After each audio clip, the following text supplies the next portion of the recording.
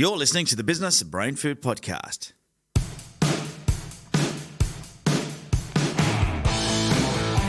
Welcome to the Business Brain Food Podcast, the show business owners listen to when they want to take their business to the next level. Head to businessbrainfood.com.au to catch up on past episodes and access show notes from every episode.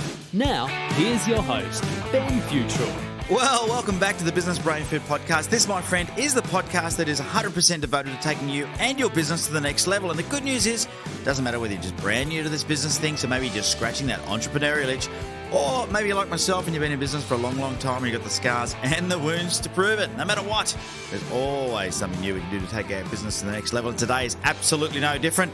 I will be bringing on Ben Kooyman from Endeavour Brewing Company very, very shortly. Before I do, I want to let you know that today's podcast is brought to you by maxmyprofit.com.au, and you have a chance to win a $17,000 business coaching program thanks to the team at Max My Profit. It is a one-on-one business coaching program, free entries to their events and workshops, access to over 700 resources on their Business Acceleration Hub. These are tools to help you grow your business and a panel of experts at your fingertips. If you want to win this $17,000 business coaching program, head across to winbusinesscoaching.com.au/BBF. BBF for Business Brain Food.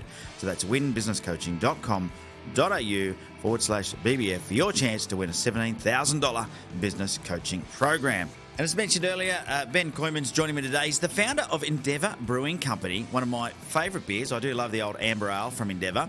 And it was launched after he had a USA beer epiphany. Now approaching $7 million of annual turnover with new bars and exports on the horizon. Drinkers are embracing the All-Australian brews like never before. Welcome to the Business Brain Food Podcast, Ben.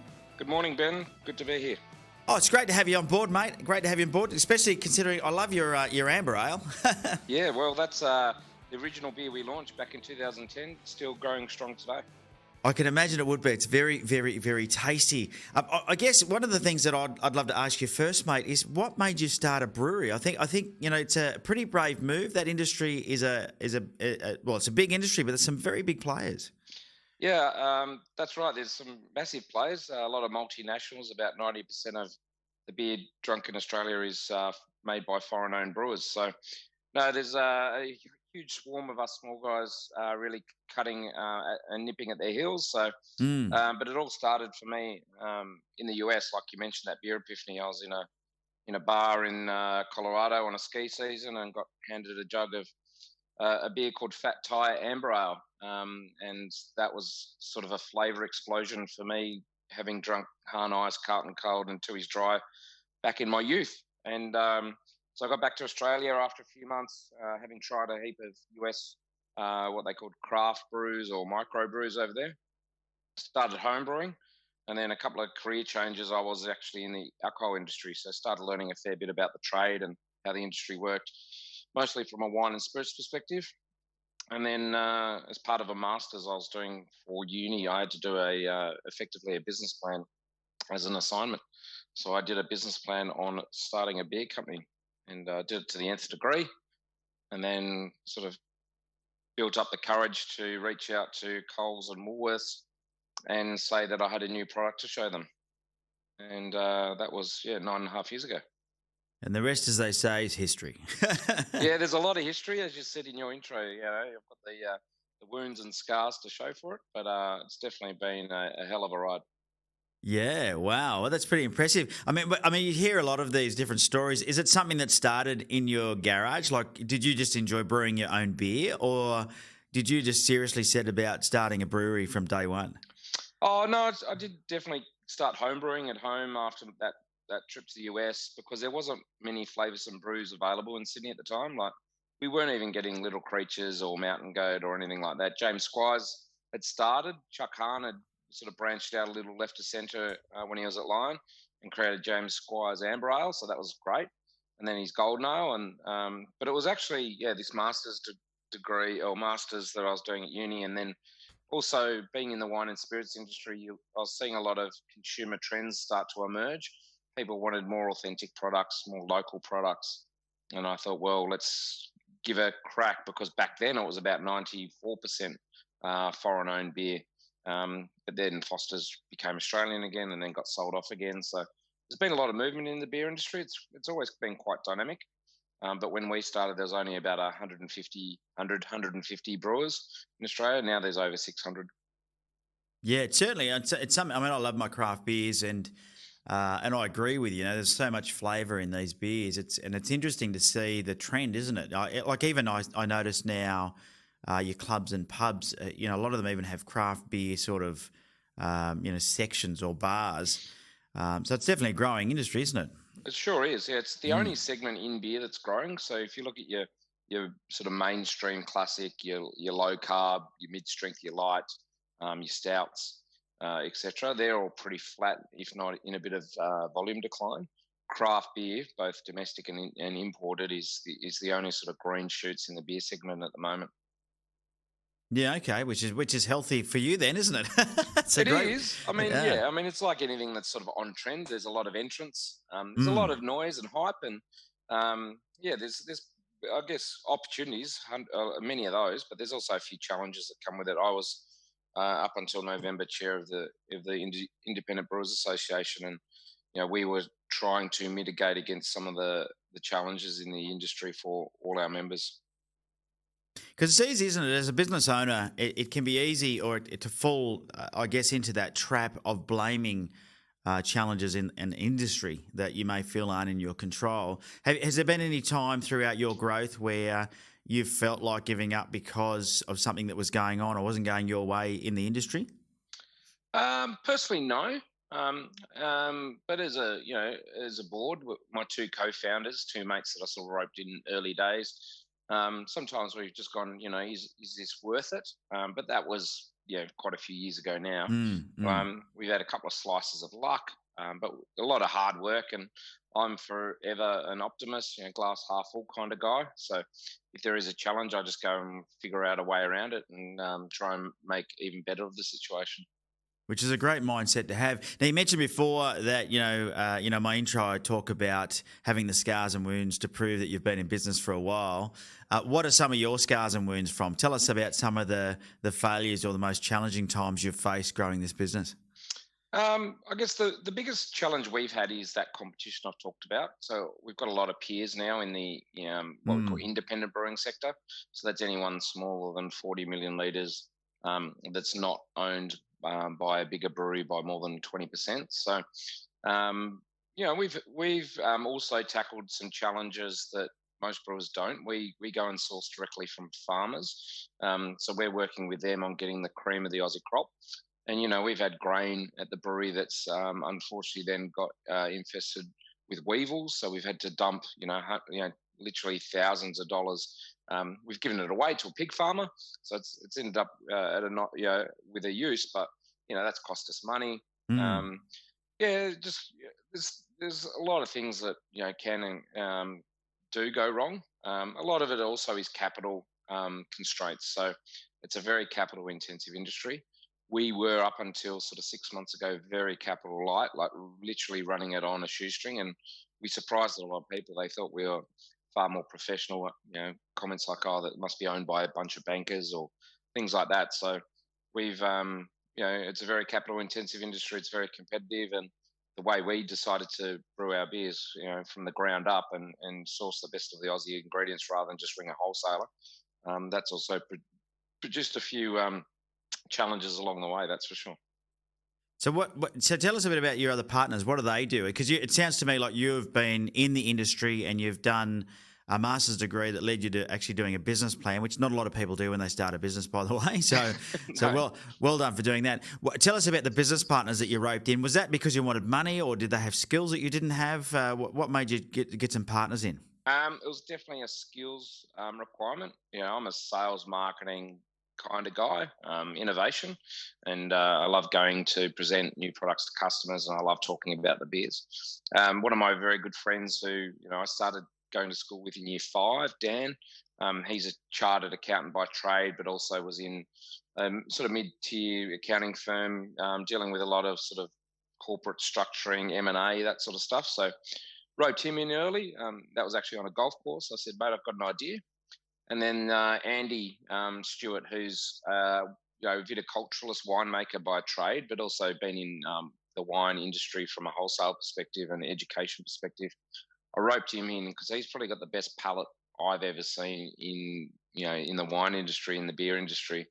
So I really wanted him to come and finesse the recipes from what some of my ideas, but he's obviously brought a lot of ideas and launched a lot of beers from his inspirations. So that's why I chose Andy and Dan. They weren't my best mates, and you've obviously got to choose the best people to be in your business without just going to your best mates. So and then we actually did, I guess, a spot of crowdfunding before it was even a term. I invited 20 mates to a pub on a cold Wednesday night and said, "Guys, we're launching a beer company. Who wants to buy in $5,000 for 1%?" So that's how we raised our first capital. Okay, because I was going to ask you about your capital because you said it was capital intensive. So what did you raise in the beginning? Did you get 20 guys to give you $5,000 each? Is that and you got $100,000 and off you went? Yeah, well, that was the minimum we required was 100. I had a full business plan, cash flow forecast, etc. Mm-hmm. And ideally we needed 250. So that those 20 guys and a little bit of word of mouth, we ended up with 33 shareholders, plus the 3 co-founders. We all put money in as well, and we raised 250,000 in cash, and that got us going for about 3 or 4 months. Like we were making a lot of inventory. When you're dealing with the liquor trade out there, their payments terms can be quite extended at times, which is just fairly standard, unfortunately. So our cash flow started becoming a bit challenging. So then we moved to invoice financing, which is Scottish specific. And then we did another sort of 3 small capital raises with the existing shareholders. Again, the co-founders always tipping in a bit of money as well to show that the confidence that the co-founders still had in the business. And then, as I said, just 6 months ago, we did our biggest capital raise to date, and that was a mix of existing shareholders and then officially some crowd equity funding using one of the 7 licensed platforms in Australia. Yeah. And so each time you've done funding, have you sold down shares of the company? Is that what you've done? Or Correct. Yeah, okay. Yeah. Because a lot of people are very hesitant to do that because they feel like they're giving away a percentage of something. But if it's nothing, well, then you're giving away a percentage of nothing that actually exists yet, are you? It's just what might happen. Correct. Yeah. I mean, we've always used a mix of equity and debt. So we've used invoice financing. The New South Wales government gave us a loan to open our brew pub, things like that. So it is always a mix of equity and debt. People, when you're starting up, banks won't talk to you unless you've been profitable for sort of 2-3 years. But in the brewing industry, you're basically just reinvesting your profit the whole time towards marketing and building the brand. So, and we've been fortunate. In the latest capital raise, our valuation was significantly better. So the percentage we had to sell down was smaller per dollar than we had to previously. But yeah, I'd prefer to be a small shareholder of a big company than a big shareholder of a very small company, if that makes sense. Yeah. And so tell me, where does that mindset come from? Is it the fact that you did sit down in the beginning and do a plan and you've worked out that you can maximize the profitability? Because really it's about the returns to you individually is what you need to look at rather than what percentage do I have. But did you work that out in the very beginning and go, yeah, okay, well, if I only have X percent, I'm still going to be better off if I have this funds because that allows me to grow the business quicker? Yeah, early on, we didn't think we'd have to keep doing capital raises. We thought we'd be beautifully profitable and all that sort of stuff.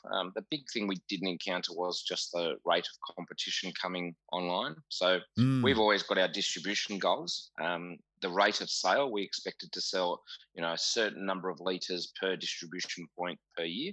Unfortunately, with 634 brewers now, and if you go into a bottle shop, before you used to have sort of half a fridge of craft beer if you're lucky. And we thought, if we can get in there, we'll sell, a case a week, maybe even 2 cases a week on average. Unfortunately, now they've got like 4 to 5 fridges of craft beer in a lot of bottle shops. So we're sort of looking to sell 1 6-pack per week. So our rate of sale is sort of a quarter of what we projected. And that projection that we got was actually originally from trade. They said, great product, if we can get it to the right price point, etc., which we did, we think you'll sell 1 to 2 cases a week. So we did all our forecasts on that, and we would have been sweet. But when your rate of sale drops dramatically, and you've got pretty moderate overheads and other costs and marketing, unfortunately, we just had to do the capital raising. But funny enough, then the valuations of the companies in the industry have kept rising. So during that journey of capital raising, and some of the shareholders and the directors have been a bit hesitant. But I've said, well, the value of each of our shares is rising modestly, which is better than going down. So don't look at your percentage; look at your actual value of your shareholding. I guess that's the way we looked at it. Yeah, good to get your insights into that, because I know a lot of people listening have probably thought about bringing in investors to help grow their business, but not sure, whether or not they should give up a percentage of their company in return for some capital. But it sounds to me like if you think it through, it could be the best way to grow a business.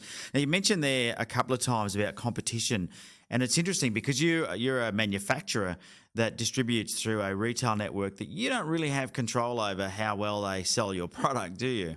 So No, tell me, how do you overcome that? Oh, it's definitely we try and form partnerships with our trade. So it's not just presenting a beer saying that's the price, will you buy it, and then walking away. It's about telling them the story, what's the long-term vision is of your brand, why it would be good in their channel, what you're doing differently than others, and then it's a constant, not negotiation, but it's constant conversation with them to really make sure that you're maximising the opportunity for the shoppers or the consumers out there to see your beer and try it. And then it's up to your product, how good your beer is, what their experience is like, to how much repeat you get. So you've always got to be working with them on the awareness, consideration, and trial of your product, because you can't just lob in a keg to a pub or lob in a case to a restaurant or a bottle shop and expect it just to move. You've really got to keep driving the awareness and consideration and trial of your particular product. So how do you make yourself different from other craft brewers? I mean, there's 600 of them. I mean, in another 5 years, there might be 6,000 of them. Who knows? Yeah. How do you make sure you differentiate yourself? Yeah, for us, it's all about our product philosophy about being all Australian. So we pride ourselves on using all Australian barley malt and hops. A lot of brewers globally import a lot of raw materials from different corners of the world, like German malts or American hops, New Zealand hops, English malts, English hops. So I'm sort of first generation Australian, and I'm very proud and humbled by the fact that I live in the best country in the world. So I wanted to showcase how good the Australian ingredients are in producing world class beer. So yeah, we're one of a handful that are solely 100% Australian ingredients. The other thing is we do relaunch our beers every year, so we actually tweak our recipes quite like a winemaker. We go speak to farmers, see what the best of the crop is, and then we slightly tweak our recipes to use the best ingredients. We pay a bit more for our ingredients, of course. So to the consumer, they can actually try our beers every year and get a slightly different experience.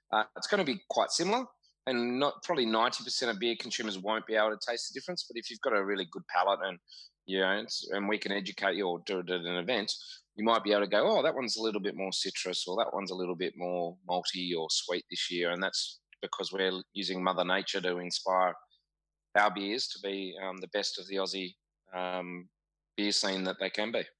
Yeah, that's good. That's good to hear, because I think it's if you can differentiate yourself and you can clearly define that difference, it's easier for you to market your business. What with your business partners, you mentioned before that you've been putting a lot of profit in, and you're quite open with the fact that you've had to do more capital raising. So it sounds to me like you guys, I mean, you're doing 7 million in turnover, but you're not driving around in Ferraris by the sounds of things. So, how has that been for you guys to all agree on what do shareholders get and what goes back in? How have you gone about managing that part of the process?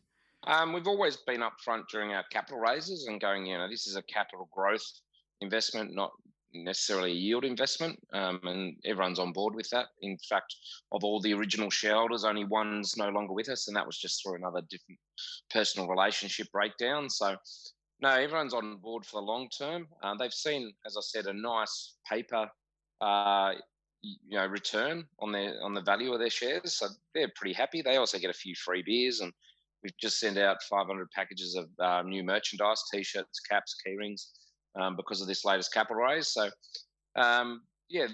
the expectation you've got to set up front and just say, well, yeah, okay, this is a yield investment and you'll get great returns every quarter or year in terms of dividends, or this is a long burn, guys, and it's risky, and you've got to do the due diligence in light of your own personal circumstances. But yeah, it was all about setting the expectations up front. We've had to keep refining the expectations as well, saying, Mm. we were hoping that we'd have some yield as well after a few years, but at the moment, and we're just very transparent and tell them the facts, that how competitive it is out there. And yeah, we could walk away and lose all the hard work, or we can keep going because we have emerged from the tunnel, and we have got a nice sustainable company now. But the yield is still a couple of years off, or indeed we're looking at a liquidity event so people can realise their investment. Yeah, nice. And you mentioned that you're now out of the tunnel. So to you, what do you mean by that? Is the tunnel a period of time where you maybe, were not sure what was going to happen, or what was the tunnel for you? Yeah, the tunnel, I guess, is what I refer to as something that's pretty long, and some people can see the light at the end of it. Some people think the light's closer, and some people can never see the light at the end of it. So, of our shareholder base, we definitely have people not seeing maybe the light at times. I definitely saw it and always thought it was closer than probably it was. But we've emerged now. We've got two business units that are solidly performing. They've got a really good base foundation. There's a lot of hard work to be done to really get to true, nice profitability. But no, we've got a good business now. There's daily challenges, monthly challenges. But yeah, we're not going to die tomorrow. So we're out of that. That's what I sort of the tunnel of death. Once you're out of it and you're not going to die tomorrow, then that's sort of what I refer to. The tunnel of death. So when did that happen for you? Because it'd be interesting for listeners to know. Like, a lot of people see businesses that are doing like $7 million in turnover and go, wow, they're successful, but it's not because you haven't done the hard yards, is it? So how long were you in this tunnel of death in your mind? Oh, definitely for the first 3 years. And I thought we'd be sweet as after 3 years. And I can remember Andy, our co-founder, said to me, "No, mate, it's going to be longer than that," and it was. But after about 3 years, we lucked out. We've got a really good, strong trading agreement, or I guess momentum with one of the key retailers in the country. So we then had a good, I guess, a base, and if anything, we could have just wound down, the back office and just survived off that alone and made a little bit of money. And then the second bit was we opened our own brewery and tap rooms in the Rocks. So we created the second business unit. I guess from a corporate perspective, we call it hospitality division. But we opened our own brew pub and bars in the Rocks, and that really added some good revenue, cash flows, and profitability. Yeah, so it's taken some time to get there, but it's certainly you've had to go through that harder times, I guess, to realise the potential of where you're heading by the sounds of things. Oh, definitely. I think I saw it on social the other day. There's the entrepreneur hour, which is like 3 a.m. It feels like, and a couple of brewers were commenting on it, mates of mine, and I think we're all awake at about 3 a.m. each night, thinking about something that needs to be done the next day, or how we're going to tackle that opportunity or challenge. And I then fall asleep at about 4:30, and then woke up at 6:30 feeling like I've got a hangover, but I don't. It's just that missing hour or 2 hours of sleep. Sometimes that 3 a.m. goes right through when it's you've got some real challenges. But it comes down to taking a breath and thinking through things and not panicking. There's been some times where I've been on the phone, for hours trying to sort out an issue, but thankfully none of them have really broken us. Which is great to hear. What from if you had your time over again, now that you know what you know, what if anything would you change or do differently if you had the opportunity to start over again? Not much, but probably these business units I talk about. We started as a wholesale beer company, a virtual one. So we'd go and buy all the raw ingredients from the farmers. We'd then go and sort out all the arrange all the packaging. We'd ship it all to what we call partner brewery or contract brewery, and we'd make our beer using their brewery and pay them a per case or per keg fee, co-pack fee to make our beer, and then we'd move it into a bonded warehouse and we'd sell it around the country and a bit overseas, which was a capital light way of starting it. To be honest, it was we could get our beer made for a fixed cost, so we knew, and we could just get it made in batches as we needed it. Then we opened the brew pub or the tap rooms in 2016, and perhaps on hindsight, I probably would have opened the tap rooms brew pub because the cash flows are a lot better. The capital investment up front's a bit bigger, Mm. significantly bigger, but the cash flows, awareness, brand building has been a lot stronger since that's opened. So that's one thing. Yeah, probably would have gone into the hospitality part of the business first and then expanded into wholesale. But you know, that's what a lot of brewers do. They start with a little brewery and then they expand. We did it the other way. We started national and then went into a local hospitality site. Yeah, now you mentioned also a couple of times about your mindset and that you're the glass half full kind of guy, and that you could always see the light at the end of the tunnel. How do you deal with people that aren't like that? I mean, you've got many shareholders in your business, and there's people that maybe didn't have the same belief you did, or even didn't believe in you. Even maybe they did in the beginning, but somewhere down the track they stopped believing in you. How do you deal with that as an entrepreneur? How do you keep going, even though there are some other people around you that may stop believing? Yeah, I mean, it's amazing what happens when you sit down with someone and crack open your own product. So having a beer with someone, it really, it grounds you and you're like, right, this is a great product and what's happening with it. And you tell them the story, the challenges, what you're doing about it. If you tell them, oh, there's all these challenges and we don't know what to do, then they'll probably, be rightfully alarmed. But, we're always pretty open to having a beer with our shareholders, even our staff, our stakeholders. Like we do talk a lot just to make sure everyone knows the direction we're heading and what's just over the horizon. And that's important, I think, from a business perspective. Like if you go really insular and people have given you money and you stop returning calls, emails, or not catching up with them, I think that's probably where the alarm bells would go. You've really, got to explain why there's challenges, and then they get it, and you can put it in context and show, well, have you seen this? And they go, oh yeah, actually I have. So it's just constant communication, asking them for help as well. Don't ever They've put money in, so they're actually usually willing to give up their time and energy and experience for either free or quite cheaply. So that's sometimes where you can reach out and going, actually, thanks for catching up. We have got this challenge, and with your experience, do got any ideas how we could do that? So that sort of empowers them and gets them involved. Mm. Rather, you might want just silent shareholders, and most of our shareholders are very silent. We host events, and they're all spread over Australia now. We've got 608 shareholders around Australia, so we're trying to engage with them. Maybe they don't want to be engaged with, and that's cool. But the ones that do probably can add some value as well. Yeah, that's such a good tip, isn't it? Like if you've got shareholders, reach out to them for help, because everyone's got skills, that you can leverage off of it, definitely.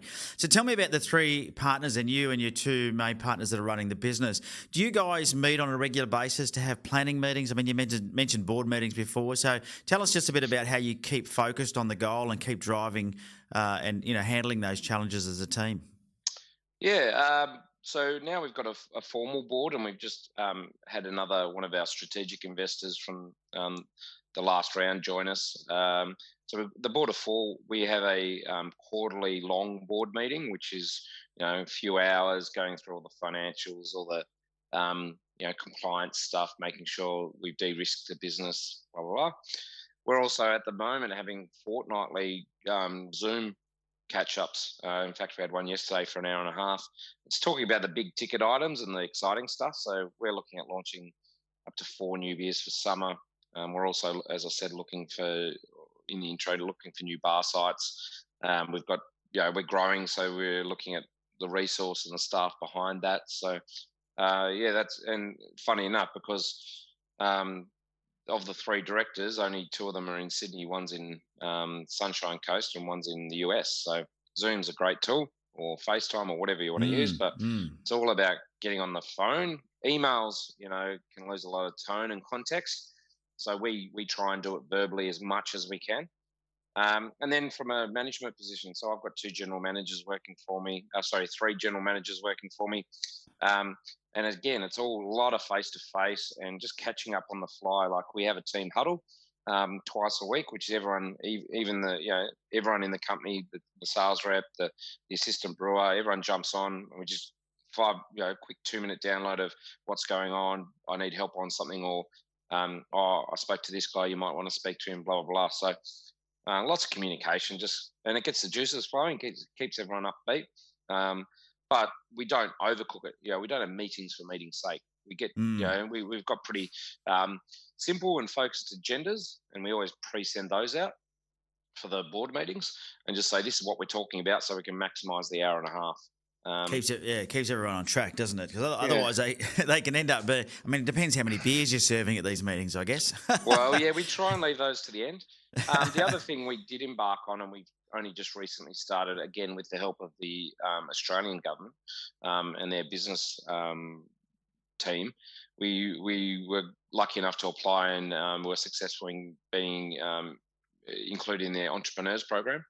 And they actually helped us with a full day facilitation of a workshop to draw up a strategic plan for us. We had sort of loose strategic plans on PowerPoint and Excel, but a lovely couple of ladies from the Australian business team for the Australian government came along, spent a whole day with us offsite, and we now do quarterly team strategic planning as well. They're usually a one-day session, and we've got the next one in July. So you obviously place that as quite important, the planning side, because I mean you started with a plan, and it sounds like you've kept that discipline in the business. Yeah, there or thereabouts. You've got to be very dynamic, but yeah, we've certainly got. We've now identified the three strategic pillars for the business. We've now concepted, where the two big slices of revenue are going to come from over the next 3 years. And so then everyone's on the same page about how to resource it and how to execute it. Because if you're just like aiming for, if you're in the tunnel, you're just aiming for the light, but you don't know how you're going to get there, then it's you can waste a lot of time and energy. And we're lucky we're in an industry that there's a lot of energy and a lot of people want to be in it and want to help you out. And beer is always a really good currency to get help from someone. Like a couple of cases, can I get your opinion on this? But yeah, you've got to sort of really keep focused and be good at what you're good at, rather than try and do everything else. And indeed, produce beers for everyone. Well, no, you have to produce 200 beers. We've even got a pretty focused portfolio to make sure that one, they're beers that we like to drink, and we know that there's opportunity in the market for those particular styles. Yeah, well done, mate. It sounds like you're doing some great stuff. Do you think there's a pattern or formula to be successful as an entrepreneur? Is there something that everybody could follow that would definitely give them success? Yeah, definitely surround yourself with good people with complementary skills. Don't have 6 pure optimists who love going and selling, because then you've got no one in sort of the back office to keep it all together. So I've definitely always found that I not necessarily recruit or choose the people that I'm best mates with or would be best mates with. It's all about going, well, this guy might challenge me a bit, or this lady might add value to the business because of her background and stuff like that. So I think it's everything in life, right, comes down to people and relationships, and then and then just be dynamic. Like most entrepreneurs start with a business plan. It might be on the back of a coaster, or it might be 50 pages deep with a heap of financials, which is what we did. We sort of stuck to the strategy, but we've had to evolve how we do the business to keep growing. Yeah, some great tips there, mate. Some great tips, Ben. I really appreciate you, sharing that with everybody, because I think it can be difficult for people that aren't where you are to really understand how to get there. And I think sometimes they think there's a magic formula, but you've just done the hard yards. You've had your challenges. You've been, as you call, in the tunnel of death. So, and I do love the fact that you've identified that beer is a great currency. I agree. If you said to a mate, look, can you come around and help me, dig out this, this footing for my brick wall? I'll give you a couple of cases of water. Doesn't have the same effect, does it? No, not at all. And, yeah, I mean, it is an industry that's on trend at the moment. A lot of hype, but a lot of competition. So, anyone out there listening, considering it, make sure you pick a gap in the market. Just don't produce another bloody pale ale or IPA, that's for sure. But yeah, it's all about just thinking, okay, that's where I saw the opportunity, and I'll keep grabbing it. And mate, it is step by step by step. I can remember the first bar I went into with Andy and Dan and bought our first beer back, over the bar, and that was a moment. I've still got a photo of the receipt. And now, we've sold over 5 million serves now. That was the first 3 serves we bought back and spent a bit of money on. But over 5 million serves now, and the tap rooms is hosting up to 1,500 people a week. You still got to go and make sure every step's as important as the last one. You can't just start sprinting and thinking it's all going to be rosy. What a great memory, though, eh? The first 3 beers pulled were to you guys. Yeah. That's fabulous, mate. So we're just about out of time. How can people find out more about Endeavour if they want to join the revolution? Yeah, pretty easy, endeavourbeer.com. You can search Endeavour Brewing Co. on all your social media platforms like Facebook, Instagram, Twitter, etc. Or, indeed, come and visit us in the Rocks, Sydney, on Argyle Street. We're right in the pedestrian thoroughfare, 175 seats, 2 kitchens and 8 beers on tap, with also wine and cocktails on tap. So, you can find us in BWS, Dan Murphy's around the country, First Choice Liquor Superstores, and a heap of independent bars, pubs and bottle shops as well. So, we'd love any feedback as well. If anyone wants to send us a note through social media, that'd be awesome too. Fantastic. Well, if you want to find out more, guys, we'll put all the links that Ben just mentioned into the show notes, including the address of the place down in Argyle Street in the Rock. So if you're in Sydney, get down there and have yourself a meal and a beer, or even a wine if you're not the beer drinker. But I'd encourage you to have an Endeavour beer, because I do love the old, as I said, the amber ale. It's one of my favourites. Beautiful. And so you guys are definitely doing something with the flavours that a lot of them aren't. So very, very. Very unique flavours, and I've got to say, you're doing a great job, and it's been great talking to you today, mate. I think it's so you Aussie guys are having a crack, as we say here in Australia, and building something, regardless of the competition. It'd be easy to give up. So, well done. Thank you. That's great. So, all we've got left to do is the 60-second scramble, my friend. We'll ask you some quick questions. You give me some quick answers. Are you ready for that? Yeah, I'll give it a go. Yeah, I reckon you can manage. I reckon you could. If you've had those 3 a.m. trips down the death tunnel, I think you can do this. Fair enough. Here we go. Favourite app on your phone? Facebook. Just checking what people are saying about the brand. Number 1 tip for being more efficient? Clearing your inbox every day. Do you have a hidden talent? I like to think I'm a decent skier and rugby player. Okay. you think it's a hidden talent, but yeah. I'm now 42, but I still get around on a rugby field okay, I guess. This will be interesting. What's your favourite drink? Obviously beer. And if I had to choose an Endeavour one, it'd be like saying which of my 4 children I love the most. So I can't really offend any of my beers. But you couldn't pick one. Okay, well there you go. What's your biggest addiction? Coffee. Yeah, we all like a good coffee, don't we? Have you got a favourite inspirational quote you can share with the listeners? Get shit done. Yeah, that's a pretty simple one, isn't it? Yes. Describe yourself in 1 word. Loud. Fabulous. Well, thanks again, Ben, for joining us. There goes the buzzer. You did well, mate. You got through it without any problems. Awesome. Thanks so much once again for joining us. Now, if you do want to find out any more about the Endeavour Brewing Company, head across to their website. We'll make sure that the links to everything Ben mentioned, including all their social media channels, are in the show notes. You can head across to businessbrainfood.com.au. This is episode 223. Or you could just Google or search inside the search box. I nearly said Google, but we're not Google. Our website is not Google. But we do have a search feature there where you could put in Endeavour or the word brewing, and you'd find it, or even the word Ben, but that might bring up a lot of them because that's just happens to be an amazing name, because I've also got the same name. Yeah, there you go. And just a reminder, today's episode was brought to you by maximumprofit.com.au, and they're giving away a $17,000 business coaching program. So if you want to get some mentoring, some help to help you build the business you imagined, then head across to winbusinesscoaching.com.au. That's winbusinesscoaching.com.au/BBF for Business Brain Food, and you can enter the competition and let them know why you want to win a $17,000 business coaching program. You'll get one-on-one business coaching where you get coached by your very own dedicated business accelerator. You get free entry to events and workshops, so you and your team can go to quarterly business acceleration conferences, access to the Business Acceleration Hub where you'll have unlimited access to online resource centre with over 700 resources, training material and videos to help you grow your business, and you'll also get access to a panel of experts at your fingertips. Over 20 experts to help you answer your burning questions about growing your business. winbusinesscoaching.com.au/BBF. Well, that's it for this week. It's been great having you listening for the entire episode. We really do appreciate it. If you've enjoyed the podcast, make sure to leave an honest review and rating on any of the platforms. And until next time, have a profitable day. See ya. You could be